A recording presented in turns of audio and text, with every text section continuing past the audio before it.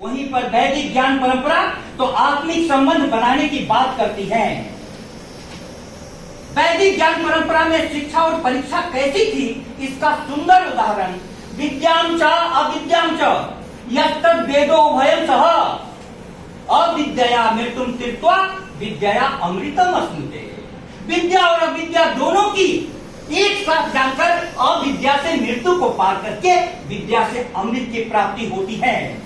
गुरु के आश्रम में प्राचीन काल में विद्यार्थी वर्षों गुजार देते थे और वर्षों के बाद गुरु उन्हें देखता रहता था।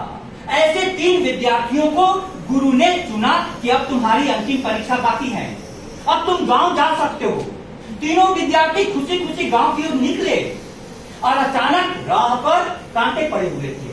एक विद्यार्थी छलांग लगाकर के कांटे के उस पार चला गया, दूसरा विद्यार्थी पगडंडी से उतरकर कांटे को पार हो गया, लेकिन तीसरा विद्यार्थी कांटे को बीनने लगा। 2 विद्यार्थियों ने कहा कि शाम हो गई है, अब चलो। तीसरे विद्यार्थी ने कहा कि जिस रास्ते पर कांटे हूं उसको छोड़ करके मैं कैसे जा सकता हूं। अचानक उसी समय गुरु निकलते हैं और उन्होंने कहा कि जो विद्यार्थी कांटों को छोड़कर आगे चले गए वे लौट जाए, उनकी शिक्षा पूरी नहीं हुई। और जिस विद्यार्थी ने कांटा बीनने का श्रम उठाना शुरू किया वो परीक्षा में उत्तीर्ण हुआ। इस प्रकार की शिक्षा और परीक्षा हमारी संस्कृति में थी। दयानंद सरस्वती के गुरु गिरिजानंद ने भी गुरु दक्षिणा में यही माना कि हमारी वैदिक ज्ञान परंपरा को आगे बढ़ाओ और सोए हुए लोगों को जगाओ। आज की शिक्षा में जो सबसे मूल तत्व गायब हुआ है वह है सील। तभी तो लाखों रुपए देकर परीक्षा का प्रश्न पत्र पाने के लिए विद्यार्थी ही नहीं अभिभावक भी जोर लगा रहे हैं। आखिर चरित्र निर्माण वाली शिक्षा के बिना हम कैसे देशभक्त नागरिक पैदा कर पाएंगे।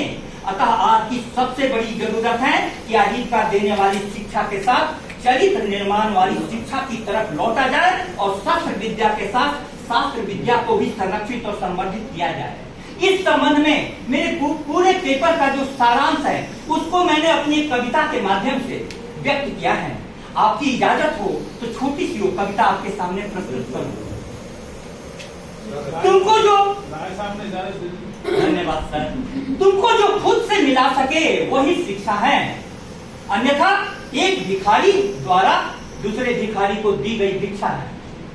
तुमको जो खुद से मिला सके वही शिक्षा है, अन्यथा एक भिखारी द्वारा दूसरे भिखारी को दी गई भिक्षा है। आधुनिक शिक्षा ने हम पर ऐसी मान्यताएं ला दी हैं, हर व्यक्ति खुद से दूर दौड़ रहा पाने को गाती है। बंधे बंधाए उत्तरों में हम आज इतने खप से गए हैं, मूल प्रश्न जीवन के कहीं दब से गए हैं। भरी भीड़ में हम आज इतने अकेले हो गए हैं, बुनियाद की धरती पर हर्षित जलजले हो गए हैं। अंतिम 4 लाइनें बहुत फरमाए। विश्वविद्यालय का गोल्ड मेडलिस्ट सड़क पर खड़ा था, उपाधियों के ढेर तले उसका अरमान पड़ा था।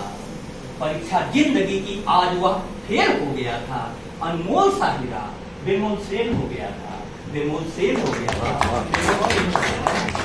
इस महती चर्चा से यह बात समाज तक पहुंचे।